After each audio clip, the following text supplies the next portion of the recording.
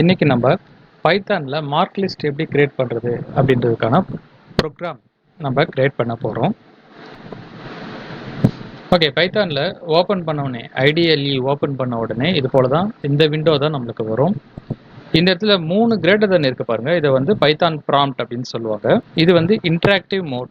Interactive மோட்ல வந்து ப்ரோக்ராமை நம்ம டைப் பண்ணக்கூடாது. ஃபைலில் போயிட்டு நியூ ஃபைல் இது நீங்கள் கொடுத்துட்டு இதுக்கப்புறம் ஒரு விண்டோ ஓப்பன் ஆகும். இதில் தான் நீங்கள் ப்ரோக்ராம் கோடிங்கை வந்து டைப் பண்ணணும். இதில் டைப் பண்ணுறதுக்கான ரிசல்ட் வந்து இன்டராக்டிவ் மோட் இந்த பேஜில் தான் நம்மளுக்கு ரிசல்ட் வரும். ஓகேவா? இந்த இடத்துல டைப் பண்ணும்போது அந்த பைத்தான் ப்ராம்ப்ட் எல்லாம் நம்ம கொடுக்கக்கூடாது.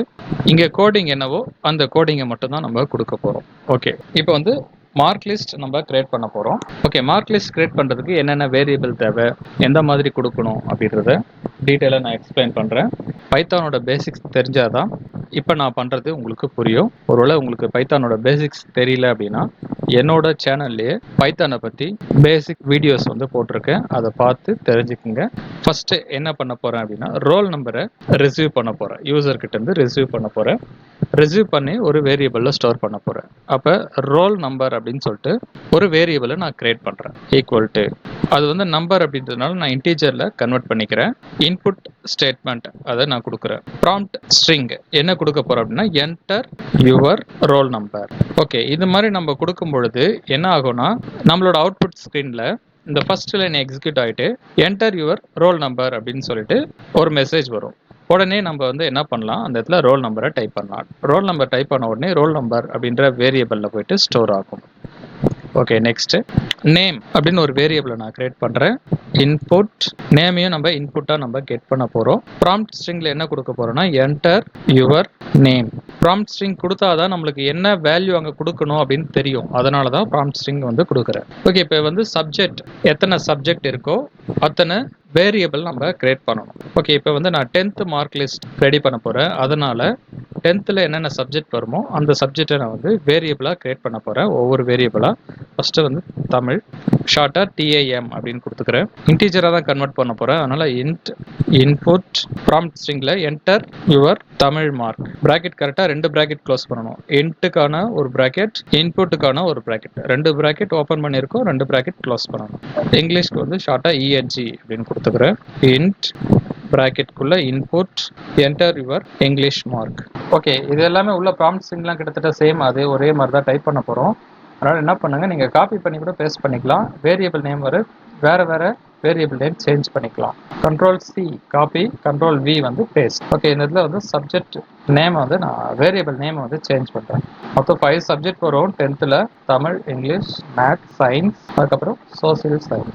இந்த இடத்துல என்டர் யுவர் தமிழ் மார்க்குன்னு கொடுக்குறோம் அப்படின்னா அந்த இடத்துலையும் வரும்பொழுது ப்ராம்ப்ட்ல என்ன வரும், என்டர் யுவர் தமிழ் மார்க்குன்னு தான் வரும். அந்த இடத்துல நீங்கள் மேக்ஸ் மார்க் கொடுத்தாலும் தப்பு இல்லை, கரெக்டாக மேக்ஸ் மார்க் அதில் போய் ஸ்டோர் ஆகும். பட் இருந்தாலும் நம்மளுக்கு அந்த இடத்துல மேக்ஸ் மார்க் தான் நம்ம வாங்க போகிறோம். அதனால யூசர் கிட்ட கரெக்டாக என்டர் யுவர் மேக்ஸ் மார்க் அப்படின்னு சொல்லிட்டு கேட்க போகிறோம். காப்பி பண்ணி பேஸ்ட் பண்ணும்பொழுது அங்கே என்ன இருந்துச்சோ அதுதான் வரும். நீங்கள் இதை சேஞ்ச் பண்ணணும். ஓகே, லாஸ்ட்டாக சோசியல் சயின்ஸ். நான் வீடியோ குயிக்காக முடியணும் அப்படின்றதுனால எடிட் பண்ணி தான் போடுவேன். காப்பி பேஸ்ட் பண்ணதெல்லாம் இங்கே பாருங்கள். நான் அந்த சோசியல் சயின்ஸ்க்கு வேரியபிள் வந்து எப்படி கிரியேட் பண்ணியிருக்கேன் பாருங்கள். S_SCI இப்படியும் நம்ம கிரியேட் பண்ணலாம். ஏற்கனவே நான் வந்து சொல்லியிருக்கேன். ஓகே, இந்த மாதிரி நம்ம கொடுத்தாச்சு. கொடுத்த பிறகு எக்ஸிக்யூட் ஆகும் பொழுது யூசர் கிட்ட இருந்து நம்ம டேட்டாவை கலெக்ட் பண்ணிப்போம். கலெக்ட் பண்ணி ஒவ்வொரு வேரியபிளில் அதுக்கு உண்டான வேல்யூவை ஸ்டோர் பண்ணி வச்சுப்போம். இதுக்கப்புறம் நம்ம ப்ராசஸ் ஸ்டார்ட் பண்ணணும். ப்ராசஸ் ஸ்டார்ட் பண்ணுறோம் அப்படின்னா டோட்டல் மார்க் கண்டுபிடிக்கணும். அதுக்கப்புறமா ஆவரேஜ் கண்டுபிடிக்கணும். கண்டுபிடிச்ச பிறகு நம்ம அதை டிஸ்பிளே பண்ண போகிறோம். இப்போ நான் என்ன பண்ண போகிறேன், டோட்டல் மார்க்குன்னு ஒரு வேரியபிளை கிரியேட் பண்ண போகிறேன். டோட்டல் மார்க் அப்படின்னு ஒரு வேரியபிளை கிரியேட் பண்ணிட்டேன். டோட்டல் மார்க்கில் என்ன பண்ணுவோம் அப்படின்னா 5 சப்ஜெக்ட்டும் நம்ம ஆட் பண்ண போகிறோம். ஒவ்வொரு சப்ஜெக்டோட மார்க்கும் ஒவ்வொரு வேரியபிளில் ஸ்டோர் ஆகிருக்கும். இப்போ இந்த இடத்துல என்ன சார், என்ன வேல்யூமே இல்லை, எப்படி நம்ம அந்த இடத்துல ஆட் பண்ணுறது அப்படின்னு ஒரு டவுட் வரும். இந்த ப்ரோக்ராம் எக்ஸிக்யூட் ஆன பிறகு இந்த வேரியபிளில் ஒரு வேல்யூ ஸ்டோர் ஆகிடும். ஸ்டோர் ஆன பிறகு தான் இந்த ஸ்டேட்மெண்ட் ஒர்க் ஆகும். நல்லா பார்த்துக்குங்க. பைத்தான் மட்டும் இல்லாமல் ப்ரோக்ராமிங் லாங்குவேஜ் புதுசாக படிக்கிறவங்களுக்கு இது குழப்பமாகவே இருக்கும். ஏன்னா வேல்யூவே இல்லை, எப்படி நம்ம ஆட் பண்ணுறது அப்படின்ற டவுட் வரும். ஸ்டார்டிங்கில் ப்ரோக்ராமிங் லாங்குவேஜ் படிக்கும்பொழுது எனக்கும் அந்த டவுட் இருந்துச்சு. இங்கே வேல்யூ தெரிஞ்சால் தான் நம்ம ஆட் பண்ணுறது அப்படின்னு சொல்லிட்டு நம்ம யோசிப்போம். எக்ஸிக்யூட் ஆகும்பொழுது ரன் டைமில் ஒரு வேல்யூ என்டர் பண்ணுவோம். அந்த டைம் ஸ்டோர் ஆகிடும். அதுக்கப்புறம் தான் இந்த வேரியபிளில் வேல்யூ ஸ்டோர் ஆகிருக்கிறது ஆட் ஆகும். ஒவ்வொரு லைனாக தான் எக்ஸிக்யூட் ஆகும். இது நான் வந்து இந்த ப்ரோக்ராமை கிளியராக பொறுமையாக எக்ஸ்பிளைன் பண்ணுறேன்.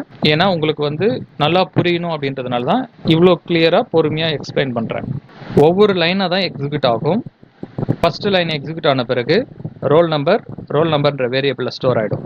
இந்த லைன் எக்ஸிக்யூட் ஆன பிறகு நேமில் வந்து நேம் நம்ம என்ன நேம் கொடுக்குறோமோ அந்த நேம் அங்கே ஸ்டோர் ஆகும். அதே போல் தான் இந்த லைன் எக்ஸிக்யூட் ஆகும்போது தமிழ் மார்க் இந்த வேரியபிளில் ஸ்டோர் ஆகும். அதுபோல் ஒவ்வொரு வேரியபிளாக எக்ஸிக்யூட் ஆகும்போது அதில் ஸ்டோர் ஆகிட்டே வந்துடும். இந்த லைன் வரும்பொழுது இந்த வேரியபிள், அதாவது தமிழ் TAMன்னு ஒரு வேரியபிள் கிரியேட் பண்ணிக்கிறேன். அந்த வேரியபிளில் ஒரு வேல்யூ ஸ்டோர் ஆகி இருக்கும், கன்ஃபார்மாக ஸ்டோர் ஆகிருக்கும். அதனால் நீங்கள் அந்த வேரியபிளை யூஸ் பண்ணலாம். அதில் இருக்க வேல்யூவை ஆட் பண்ண போகிறோம். ஓகே, இப்போ டோட்டல் மார்க் கண்டுபிடிச்சாச்சு. அடுத்தது ஆவரேஜ். ஆவரேஜ் எப்படி கண்டுபிடிப்போம்னா total marks divided by 5. Total marks அப்படின்ற வேரியபிளை நம்ம இங்கே கொடுக்க போகிறோம். அதில் தான் டோட்டல் மார்க்ஸ் வந்து ஸ்டோர் ஆகிருக்கும்.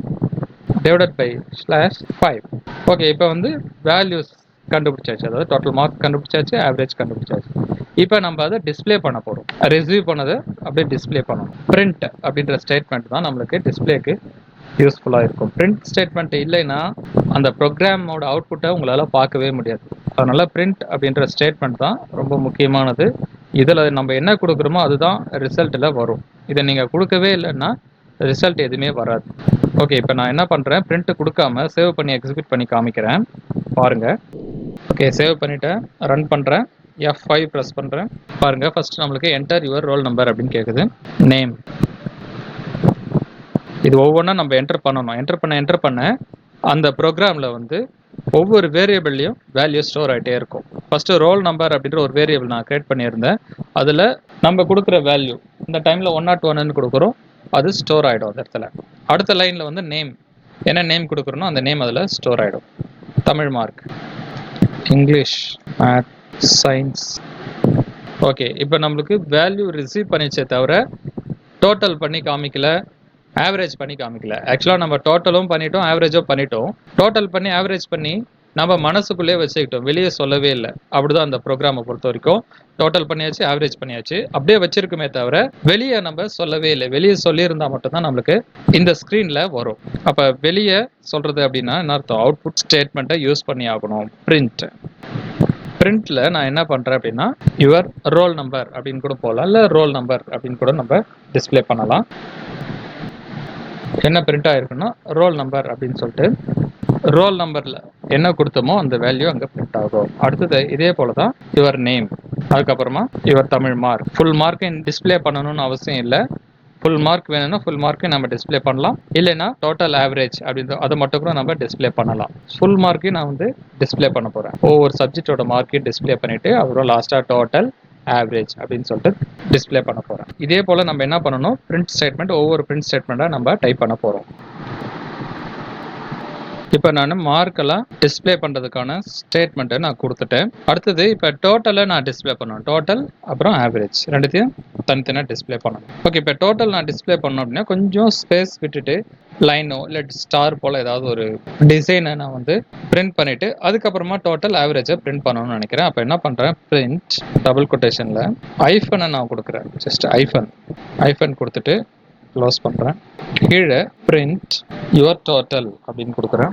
யுவர் டோட்டல் மார்க், மறுபடியும் லாஸ்ட்டில் அந்த ஐஃபனை நான் கொடுக்குறேன். சும்மா டிஸ்பிளேக்காக நான் அதை கொடுக்குறேன், பார்க்குறதுக்கு லுக் நல்லா இருக்கும். அதனால தான் நான் வந்து இந்த ஐஃபனை வந்து டிஸ்பிளே பண்ணிக்கிறேன். அது இல்லாமல் கூட கொடுக்கலாம், தப்பில்லை. நான் அது தனியாக தெரியணுன்றதுக்காக தான் அந்த மாதிரி கொடுத்துருக்கேன். ஓகே, நான் சேவ் பண்ணுறேன், ரன் பண்ணியாச்சு. இப்போ மறுபடியும் என்டர் பண்ணணும். ஏற்கனவே என்டர் பண்ணது வந்து சேவ் ஆகிருக்காது. ஒவ்வொரு தடவை ரன் பண்ணும்போது நியூவாக தான் நம்ம வேல்யூவை கொடுக்கணும். இப்போ கீழே பாருங்கள், இதெல்லாம் வந்து பிரிண்ட் ஸ்டேட்மெண்ட்டில் கொடுத்தது. Your roll number, your name, your Tamil mark, English mark, ஒவ்வொரு மார்க்காக டிஸ்பிளே ஆகிட்டு யுவர் டோட்டல் மார்க்ஸ் அப்படின்னு சொல்லிட்டு நம்ம டோட்டல் பண்ணது வந்திருக்கு. யுவர் ஆவரேஜ் அப்படின்னு சொல்லிட்டு ஆவரேஜ் வந்திருக்கு. ஆவரேஜ் வந்து ஃப்ளோட்டில் வந்திருக்கு. இதெல்லாம் இன்டீஜர், டாட் வச்சு வந்துச்சுன்னா ஃப்ளோட். ஓகே, இதே போல் நீங்கள் டைப் பண்ணி பாருங்கள். ஒரு தடவை நான் ப்ரோக்ராமை காமிக்கிறேன், பார்த்துக்குங்க. இதுதான் வந்து மார்க் லிஸ்ட் எப்படி நம்ம கிரியேட் பண்ணுறது. இது வந்து சிம்பிளாக தான் இருக்கும். ஆனால் பேசிக் இப்போ தான் பைத்தான் படிக்கிறீங்க அப்படின்னா இது உங்களுக்கு கொஞ்சம் கஷ்டமாக தான் இருக்கும். இதை பார்த்துட்டு இதை நீங்கள் எக்ஸிக்யூட் பண்ணிட்டீங்கன்னாவே உங்களுக்கு எல்லாமே பைத்தானில் ஓரளவுக்கு அண்டர்ஸ்டாண்ட் வந்துடும். இந்த கான்செப்ட் உங்களுக்கு புரிஞ்சிச்சுனாவே போதும்.